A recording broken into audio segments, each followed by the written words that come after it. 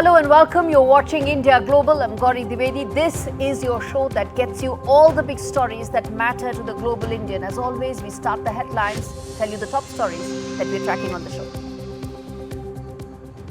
First, it's Namaste London as Prime Minister Modi embarks on a landmark UK visit. India-UK Free Trade Agreement is set to be signed even as India is set to raise some of its most important issues regarding Khalistani terror and fugitives that are wanted by India. Indian man assaulted in Ireland weeks after arrival. It's a racist attack against an Indian. This comes even as several such attacks have taken place in the past, including one on an Indian student who was brutally assaulted in Australia. Indian passport sees highest climb on the global index. India climbs 8 spots at the Henley Passport Index 2025. Visa-free or visa on arrival entry now to 59 destinations to Indian passport holders. Canada invites foreign nationals to apply for permanent residency. It kickstarts yet another initiative to ensure that it allows more people who are eligible for its PR program. India slams Pakistan's rhetoric on Kashmir in this treaty at the United Nations Security Council. Pakistan mocked as a serial borrower from the IMF.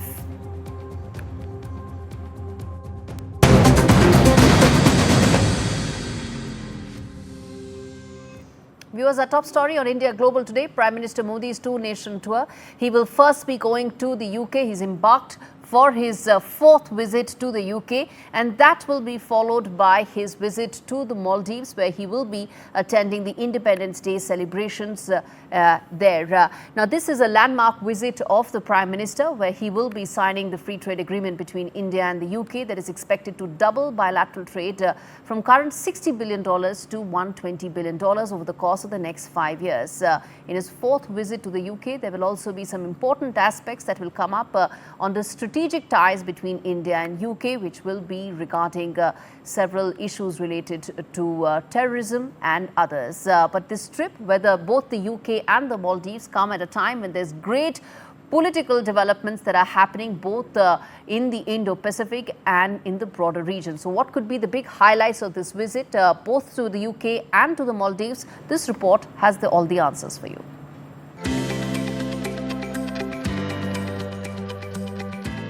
A whirlwind 4-day visit with 2 strategic pit stops. Prime Minister Narendra Modi travels to the UK and Maldives from July 23rd to the 26th, blending trade diplomacy with geopolitical recalibration. In London, Prime Minister Modi will sign a landmark India-UK free trade agreement, the first major post-Brexit deal for Britain and a big-ticket win for Indian exporters. The pact slashes tariffs on 99% of Indian goods headed to the UK while opening India's booming market to British cars, whiskey and more. 3 years of back and forth and now the ink on paper. The FTA promises to turbocharge bilateral trade and deepen the economic embrace between New Delhi and London. Beyond commerce, this visit signals stronger strategic alignment from cybersecurity to climate action and a shared vision for an open Indo-Pacific. From London, Prime Minister Modi heads to Malé. He'll be the chief guest at the Maldives' 60th National Day, a symbolic gesture but one steeped in political meaning. This marks his first visit under President Mohammad Muizzu and the first since rocky diplomatic waters stirred by the India Out campaign and the island nation's pivot towards China. Once hailed as the cornerstone of India's neighbourhood-first policy, ties with Malé hit turbulence. Now Prime Minister Modi's trip is being seen as a reset, a chance to rebuild trust, reaffirm maritime cooperation, and re-anchor India's strategic footprint in the Indian Ocean. President Muizzu's visit to India last year hinted at a thaw. Modi's presence now sends a strong message that despite differences, diplomacy endures. With Ridhima Kedia, Gargi Rawat for NDTV World. All right. right, Radhika joins us live on the broadcast. Radhika, it's going to be an important visit for India and for UK as well. There's lots lined up on the agenda, everything from trade to strategic ties on the table. Walk us through what could be the highlights of this visit. Thanks, Gaurie. The Prime Minister of India, Mr. Modi, is landing at 7:45 p.m. local time in the UK. And it's likely to be a little over 24 hours, a very short trip, but a very significant and a very busy trip nonetheless. There will be a brief meeting with some community members just tonight before Mr. Modi can get some rest, before a very busy 24th of July, which is likely to be historic for both the UK and for India. A political reset, really, an economic reset for wider collaboration with this signing of the FTA, which the UK and India is likely to perform tomorrow, when Prime Minister Modi will be meeting Sir Keir Starmer, his counterpart in the United Kingdom, the the Prime Minister of the United Kingdom, at Chequers, which is a little outside of London. So that's where the meeting is likely to take place for over 2 hours. And like you rightly pointed, the highlight of this trip is going to be the free trade agreement and the signing of that deal to make that effective from as early as 2026, after a long series of negotiations that India has had with the United Kingdom, perhaps the longest in the history of the United Kingdom by any country, where the India is seen as one that did some tough negotiations on a variety of issues, including tariffs, including rights for temporary workers of India coming to the United States, contribute to their economy, but other topics on bilateral trade, as well as trying to get certain economic offenders back in the UK, back in India, who are at the moment in the UK, and extremists and terrorism also likely to be on the agenda and as they share a cup of tea. All right, we leave it there, Radhika. Thanks much for giving us that update. In fact, viewers, India's challenge of cross-border terrorism and activities with regard to the pro-Khalistani elements that operate almost with impunity in the UK are going to be one of the key features that will be part of the strategic discussions between the two prime ministers. In addition, the Indian government's plan does include talking about, well, the fugitives that continue to be harbored by the UK. Why is it that some of India's most wanted economic offenders continue to be in the UK? Some of them have actually been partying.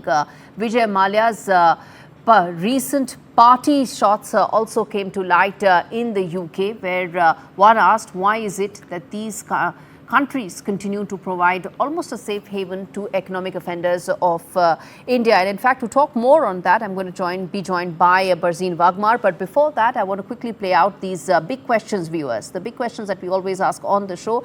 Let's put that out for you. First and foremost, will the UK act against the Khalistani terrorist attack and the terror threat that remains? Remember, even when our External Affairs Minister, Dr. Jaishankar, was in the UK the last time, these K-terrorist elements came to fore once again. Second key question that we'll ask is, will the UK fast-track extradition of several of these K-terrorists, Khalistani terrorists that are most wanted by India? Thirdly, how will the Modi-Starmer duo counter the K-terror threat that is an important aspect of the India-UK strategic ties? In addition to that, the agenda will include extradition of, as I said, Lalit Modi, Nirav Modi, Vijay Mallya, all big economic offenders that are wanted by India and who need to face the Indian law. Let's get in now. Barzeen Wagmar joining us live. She's in fact at the South Asia Institute. Mr. Wagmar is at the SOAS and joins us live from London. Thanks so much, sir, for speaking to me on NDTV. Let me start first by asking you, there's a lot on the agenda. One is the trade aspect, which is pretty much coming to an end in terms of fruition of the trade pact. But what about the strategic concerns that India has, whether it is in terms of the Khalistani terrorists or the one related to the economic fugitives? The question of extradition is already on the cards because India and UK do have an extradition treaty in place for several years. And no doubt, these discussions would have been baked into the FTA agreement behind the scenes. There's no question about the toing and froing, and that New Delhi would have been very tough on this aspect with London, and would have made clear to London that there are certain red lines with the economic offenders in question, yes, but more so with the strategic element of secessionists who have sought haven here, as well as in Canada, and use it for their nefarious designs of balkanizing India and the rest in the name of free speech. So that India would have expressed its concerns very, very vigorously to London on that factor. The Labour dispensation currently under Sir Keir Starmer and Prime Minister Carney in Ottawa both have made overtures to India and want to turn a page. By that, I mean in the Canadian case, from Justin Trudeau's disastrous policies that led to a deep dive in relations, never before seen since independence, and also Sir Keir in the way he took over the Labour Party to actually purge it of hard left elements under Jeremy Corbyn, because Mr. Corbyn was in hack to, quite frankly, the Muslim lobby and other hard left elements who have necessarily felt India as an antagonism and should be dealt with. And they have looked at India unfavorably and will continue to do so. Sir Keir, for his part, wants to put that behind him, and he has, in a manner of speaking, done that. But now the crunch comes in actual extradition. The problem with these offenders and these secessionists in question is the law factor, because the problem with England is that you have a flourishing law racket of ambulance chasing lawyers who have been able to stay the hand of the Home Office even if they wish to see these elements deported. Okay. And that's what primarily is the nub of the issue. Mm-hmm. And it's the same problem which happens also with these illegal aliens that we want to deport. And it's again these lawyers who, with trumped up cases and charges, and with judges, quite frankly, who have dispensed with perverse judgments that do not let them go through. What you're saying in terms of the largest problem with regard to the systemic failure to be able to address some key concerns.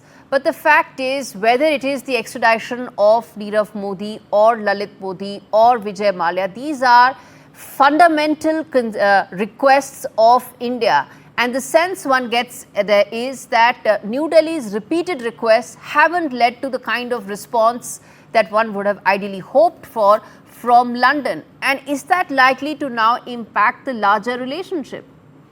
It will. Under the Modi dispensation, it will, compared to governments in previous years, whether BJP governments or Congress governments who have repeatedly requested London, but London I wouldn't say has stonewalled their requests, so much has ignored it, in that the domestic issue for London is not so much the vote bank of ethnic voters, though that does tie in with the two main parties, the Tories and the Labour, but also the question of social cohesion and for minorities, and it would be deemed as pandering to a foreign government. That is how it would be played out here. Can I just take you as a historian very briefly to another aspect? Mm-hmm. In the aftermath of Operation Blue Star, which goes back to 40 years leading to Mrs. Gandhi's assassination in October 84, the intelligence services here had deputed 2 officers to India to help with the Khalistani separatism issue. And that was discovered after 30 years when government official papers were declassified.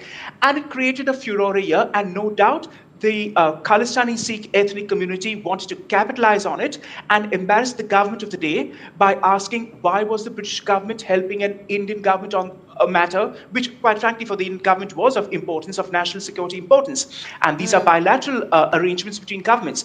But you had a voluble, vocal minority here trying to hijack and embarrass the government as to why did the government of the day, under Mrs. Thatcher, take such a lead, which it did quite rightly. Mm-hmm. So that's how these things get played off. There are these elements. There is the vote factor. Yes. There is also the question of social media, which amplifies all this, and the lawyers who are always the sticking problem. That has been an issue with economic offenders, with secessionists, and also with these political elements, not just which India faces, mind you, which of course with the Khalistan angle you have, but also the Gulf countries who have repeatedly requested London to put a clamp on Islamists here. And that has not been very effectively done. All right, I'm going to leave it there, sir. Thanks much for speaking to me on India Global on a story that we're going to keep revisiting as we cover Prime Minister Modi's landmark visit to the UK. Well, viewers, as far as the bottom line here is concerned, well, UK cannot afford to be the safe haven anymore when it comes to either harboring Khalistani terrorists or harboring economic fugitives. It's been too long and too many times that India has made those requests. And for the UK to build on this relationship, it needs to act. Yes, the trade relationship is growing. It is growing at a rapid pace, and that also is something that the UK itself needs. UK is an economy that's slowing. It needs to partner with an economic growth engine like India, and which is why the trade pact is a win-win. But for this relationship to really prosper, Starmer needs to now address some of the core concerns that New Delhi has. And it first needs to act against the Khalistani terrorist elements that it has been harboring for too long in the garb of freedom of speech and freedom of expression. All right, viewers, turning attention now to the other story that we are tracking, which is India's strong rebuttal against Pakistan and its renewed attempt to internationalize the Kashmir issue. It's the same rant that Pakistan has been saying again and again and again. It has raised objections over the Indus Water Treaty at the UN Security Council, well, all of which was completely rejected by India and India's permanent representative, Ambassador Harish, who called out Pakistan's duplicity on the issue of terrorism and international peace, slammed Pakistan as a serial borrower from the IMF, adding that Pakistan is so steeped in fanaticism and terrorism that nobody in the Committee of Nations can now afford to have any sane dialogue with Pakistan. Listen in to what Ambassador Harish said when he tore into Pakistan's argument and baseless claims that Islamabad was making in the United Nations. Recently, consequent to the gruesome terrorist attack in Pahalgam, Jammu and Kashmir, on 22nd April 2025, that led to the killing of 26 innocent tourists, and based on the Council statement of 25th April, where members of the Security Council underlined the need to hold perpetrators, organizers, financiers, and sponsors of this reprehensible act of terrorism accountable and bring them to justice, India launched Operation Sindoor, targeting terrorist camps in Pakistan and Pakistan-occupied Jammu and Kashmir, which was focused, measured, and non-escalatory in nature. On achieving its primary objectives, a cessation of military activities was directly concluded at the request of Pakistan. Mr. President, I am constrained also to respond to the remarks made by the representative of Pakistan. The Indian subcontinent offers a stark contrast in terms of progress, prosperity, and development models. On the one hand, there is India, which is a mature democracy, a surging economy, and a pluralistic and inclusive society. At the other extreme is Pakistan, steeped in fanaticism and terrorism, and a serial borrower from the IMF.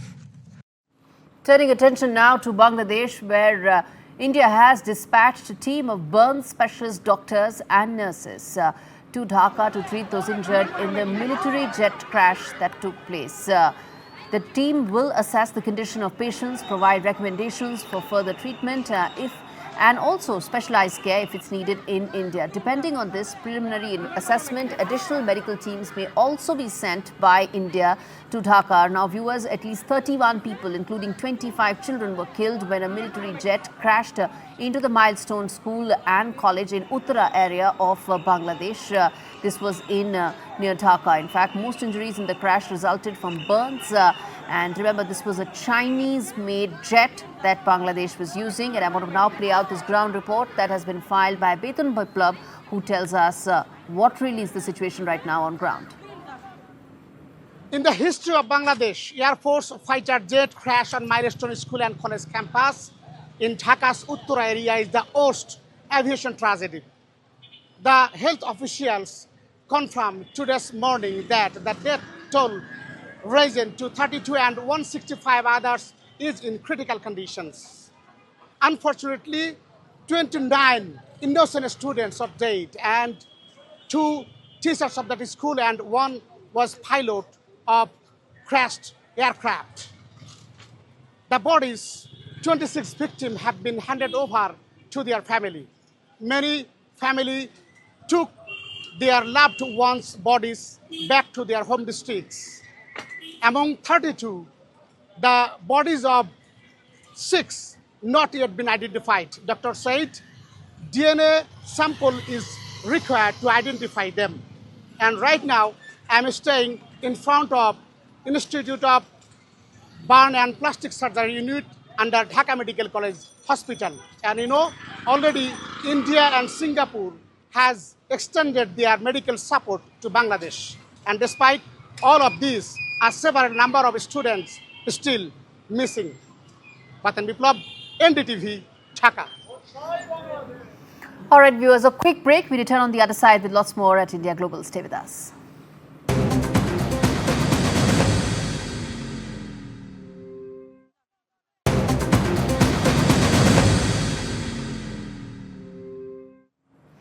An Indian citizen in his 40s was violently assaulted and partially stripped by a group of attackers in Dublin on Saturday.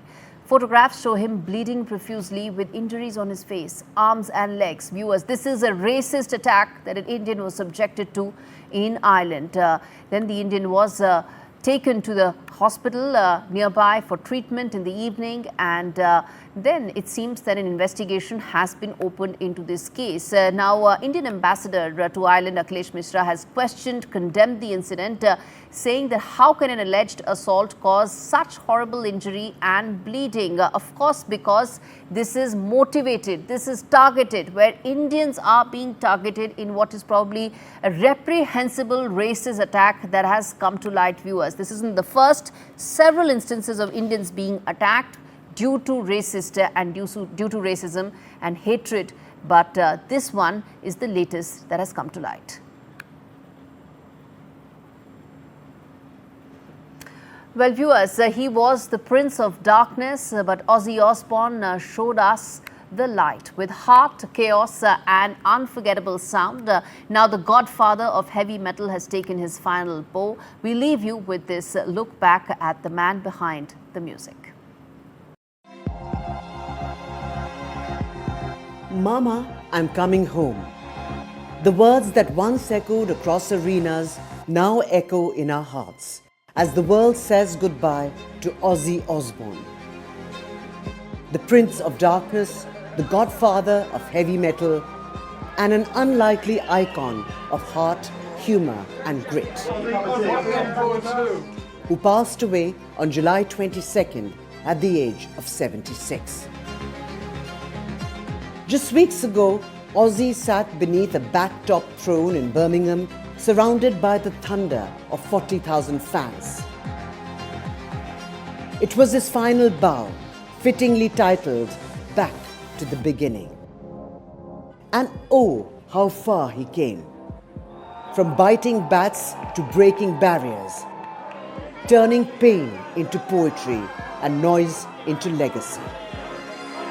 I'm going off the rails on a crazy train, he once howled, and wasn't he ever? But behind the screams and spectacle was a man who embraced darkness to show us the light. Struggling with Parkinson's, nearly paralyzed, Ozzy still gave us everything in those final 9 songs, including Iron Man, Mr. Crowley, and the anthem of rebellion, Paranoid.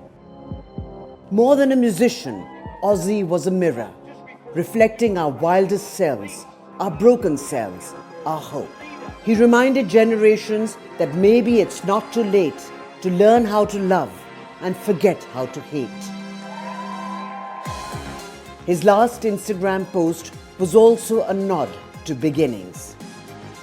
A silent goodbye from a man who was never silent and always unforgettable. So tonight, we don't mourn just a rock star. We remember a fighter, a father, a flawed and fearless legend.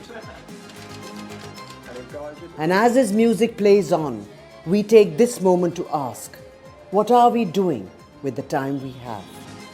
Because if Ozzy taught us anything, it's this. You can't kill rock and roll. It's here to stay. And now as he joins the great gig in the sky, Mama, he's coming home.